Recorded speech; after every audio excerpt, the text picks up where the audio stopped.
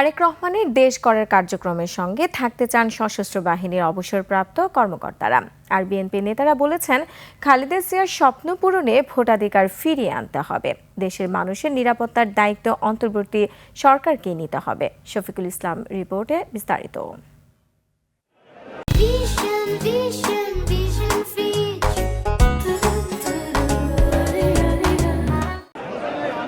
BNP chairperson ও সাবেক প্রধানমন্ত্রী বেগম খালেদা জিয়াকে শেরেবাংলা নগরের জিয়া উদ্যানে সমাহিত করার পর থেকে শ্রদ্ধা জানাতে আসছেন বিভিন্ন পর্যায়ের নেতাকর্মীরা। আজও ব্যতিক্রম ছিল না। সশস্ত্র বাহিনীর অবসরপ্রাপ্ত কর্মকর্তারা শ্রদ্ধা জানিয়ে জিয়াউর রহমান ও বেগম খালেদা জিয়ার মাগফিরাত কামনায় দোয়া করেন। শ্রদ্ধা নিবেদন শেষে স্মৃতিচারণ করেন সাবেক সেনাপ্রধান অবসরপ্রাপ্ত লেফটেন্যান্ট জেনারেল নুরুদ্দিন খান। ওনার দীর্ঘ 4 বছর প্রধানমন্ত্রীত্বকালে আমি তার সঙ্গেই সেনাপ্রধান ছিলাম, কাজে বহু ঘটনার সঙ্গে আমি জড়িত। আল্লাহ পাক ওনাকে জান্নাতুল ফেরদৌস কবুল করুন, আমিন।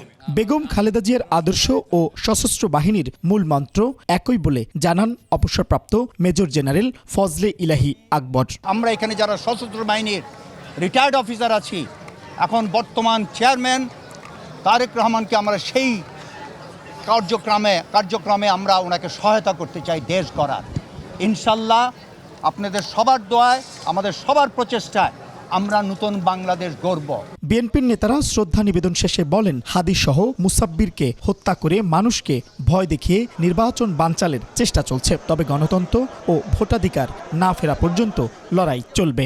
2-1 জনকে হত্যা করে নির্বাচন বানচাল করতে পারবে বলে জনগণ বিশ্বাস করে না। আমিও জনগণের অংশ হিসেবে সেটা আমি বিশ্বাস করি না। নির্বাচনের নিরাপত্তা নিশ্চিত করা এবং যারা প্রার্থী তাদেরকেও নিরাপত্তা নিশ্চিত করা, কিন্তু আজকে যদি তারা এটি ব্যর্থ হয় তাহলে এর দায়িত্ব তাদেরকে নিতে হবে। এত অত্যাচার তার উপর হয়েছে, তারপর হচ্ছে দেশ ছাড়েনি এবং উনি বারবার বলেছে এই দেশের মানুষ আমার পরিবার। এদিন স্বেচ্ছাসেবক দলের কেন্দ্রীয় নেতারা সহ বিভিন্ন সংগঠনের নেতাকর্মীরা শহীদ রাষ্ট্রপতি জিয়াউর রহমান ও সাবেক প্রধানমন্ত্রী বেগম খালেদা জিয়ার সমাধিস্থলে শ্রদ্ধা নিবেদন করেছেন। শফিকুল ইসলাম, একুশে টেলিভিশন, ঢাকা।